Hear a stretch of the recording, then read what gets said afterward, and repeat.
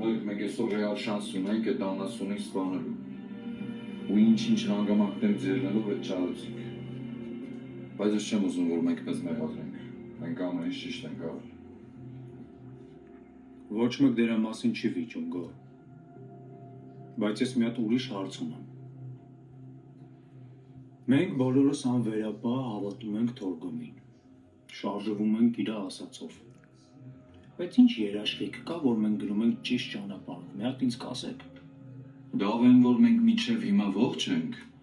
Այդ Թորգոմի օգնության շնորհիվ է։